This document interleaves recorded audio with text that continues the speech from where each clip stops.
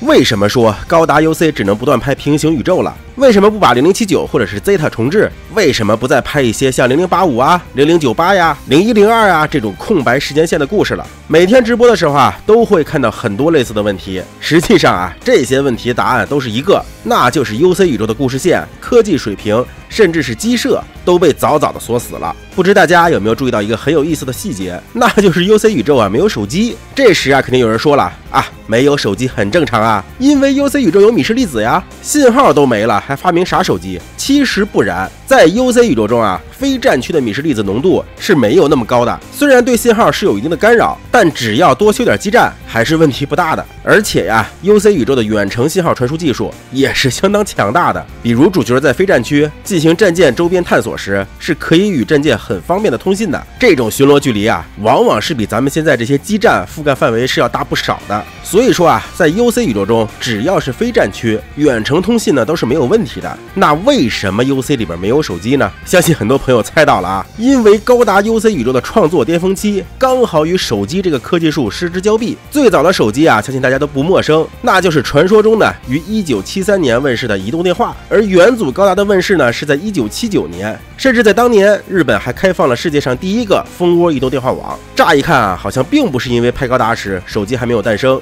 所以呢才没有把手机配进去的。可实际上呢，移动电话刚诞生时，相关的配套设施啊几乎没有，再加上其超高的售价，在民间基本上是只可远观而不可亵玩的存在。真正意义上的商用手机是在1985年诞生的，重达3公斤的大哥大。之后呢，经过一段时间的瘦身，在1991年时才出现了重量约半斤左右的手机。而真正意义上的手机小型化是1995年的摩托罗拉8900，自此手机才慢慢的走进寻常百姓家。咱们再来对比一下时间线啊，从1979年的 UC0079 一直到1993年播出的 UC0153 高达 V， 对应的正是移动电话诞生到大哥大试水以及后续瘦身的整个时期。而当手机走进千家万户时，高达已经开始拍平成3部曲去了。所以啊，在制作 UC 纪元期间，制作组就没有想到过手机会给人类社会带来如此大的变革。毕竟人类只能想象自己见过的东西，哪怕是 UFO 外星人，也是人类根据自己已知的事物想象出来的。那么问题来了， UC 宇宙从0079发展到0153年都没有出现过手机，你后续新拍插叙内容时又怎么能把手机拍进去呢？要知道啊， UC 0123年的 F91中遇到紧急事件时，人们还是要使用公用电话亭的。回头你拍一个0098的故事，当遇到天灾人祸时，大家第一反应啊就是拿出手机拍段子，这得多违和呀！再举一个比较细节的例子啊， UC0153年的高达 V 中，舰长的小电话还是有线的，而 UC0096的独角兽中呢，舰长的小电话却是无绳的，科技树倒退是吧？知道为啥0083星辰回忆录和0096独角兽会被人说成是黑历史吗？首先啊，是他们的战争科技就很违和，比如逆天的 GP 系列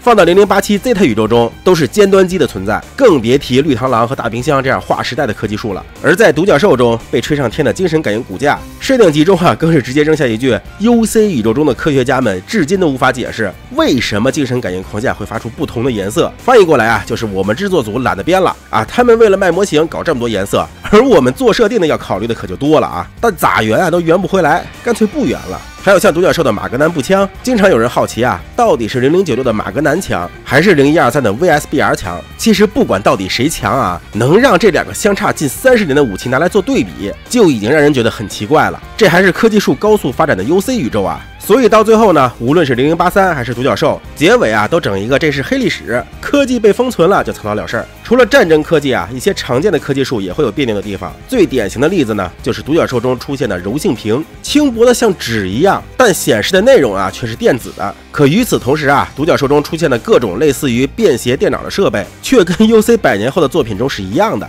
是那种看起来就很笨重的设备。这个其实就是制作组的小心思了，知道 UC 宇宙后面的故事拍完了，里面的便携设备也就那样，咱们拍前传啊，在这些设备上只能做妥协，顶多屏幕高清点 ，UI 设计新潮一点，但大家看的资料纸可就不一样了。虽然 UC 100年后大家还是拿着纸来开会，但我们可以说那其实也是柔性屏，甚至可以说啊 UC 未来的所有纸张都是柔性屏，那都没问题。这就是制作组在众多陈旧的设定中硬加高科技狠活的唯一途径。这咱们还只是说科技啊，都不用说剧情大体发展方向，因为 UC 100年后的故事都已经固定了呀。所以你前面再怎么拍，观众都知道，嘿，万代又拍了一个注定不能迎来和平的故事了。这一点对写故事的人来说呀，也是有着非常大的制约的。就像有的人总说啊，要是没有0083的故事，提坦斯都诞生不了。其实这就是典型的先射箭后画靶。拍0083时呢，正因为知道0087会讲提坦斯的故事，所以啊才会在0083中提及提坦斯控制联邦的预兆，包括很多外传作品都是这样的，不过是根据正传剧情中的空白来填写剧情罢了。换句话说啊，人家写正传的时候根本就没有想过这些东西，所以说呀，看外传千万别认真去思考什么，哎呀，这里是不是跟正传有冲突啊啥的，你就当看个乐呵就行了。别人讨论正传时呢，也别老抖机灵提那些外传的事儿，它就是个添头而已。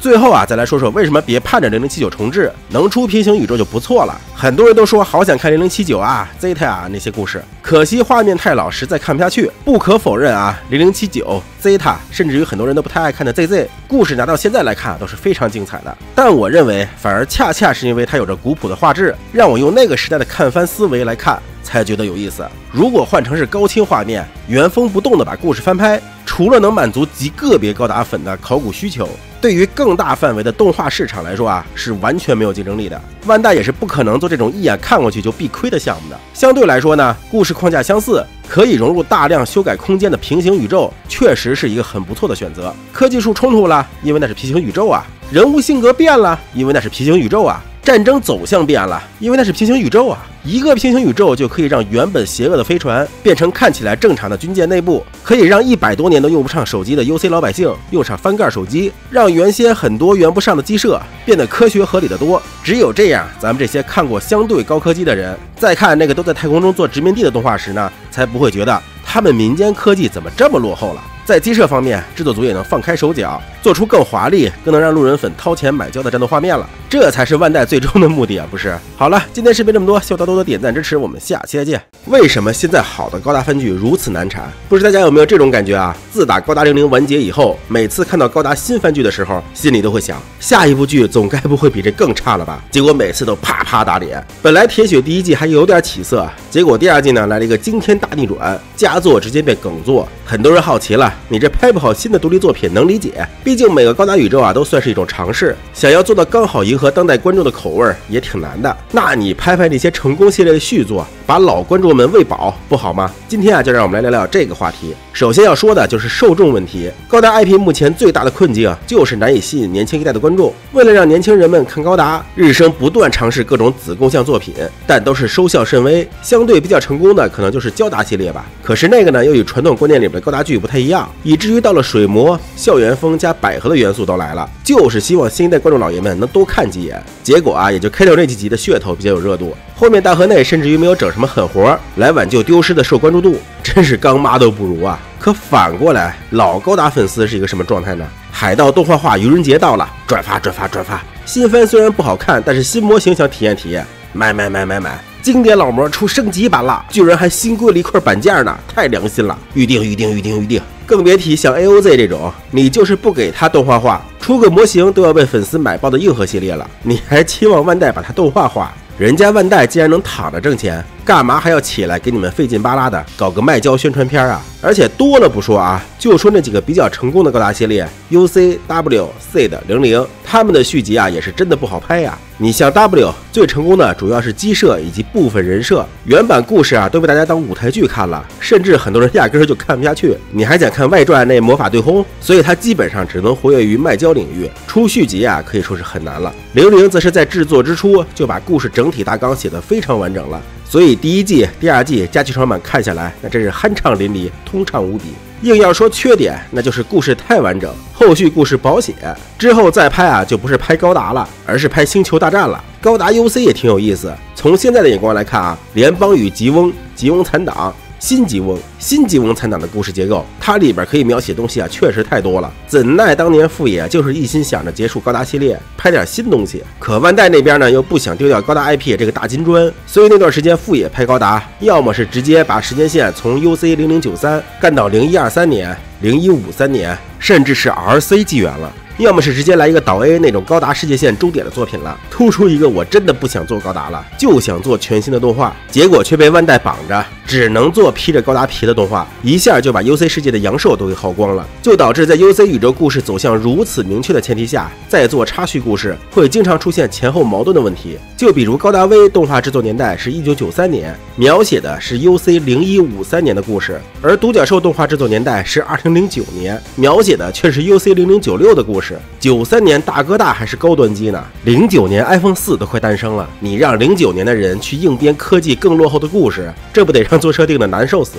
以至于现在万代做的 GTO 系列动画以及雷霆咒域啥的，都要明着说这是平行宇宙才好编故事。那 C 的呢？2部正剧100集下来，剧中也就只过了3年而已，算上新剧场版才5年。英法100年战争就在那一小旮的地方还打了117年呢。放到宇宙殖民地战争5年够干嘛的呀？那家伙后边的故事编起来，那真是前途无量啊！可是呢，就像我上期视频说的 ，C 的把自然人与调整者之间的冲突写得太绝了。这2拨人如果和平了，那一定是其中一波嗝屁着凉大海棠的才行。可这种剧情走向又不可能写得出来，所以就算出续集，那也肯定是跟第1季、第2季一样，签个条约修战罢了，也搞不出什么新花样。除非高层把刀架在高达 IP 的脖子上，说你这新番赚不了大钱就别做了，不然是不可能出一个老太太裹脚布又臭又长的第3季了。所以建议大家还是放平心态，出新番了，大家就把它当非高达作品来看，说不定还好看点，毕竟那是给路人看的呀。出了老系列的剧场版就知足点，哪怕是第2部迟不来也不要着急，人家万代都不急，咱着急也没用，是不是？好了，今天视频这么多，希望大家多多点赞支持，我们下期再见。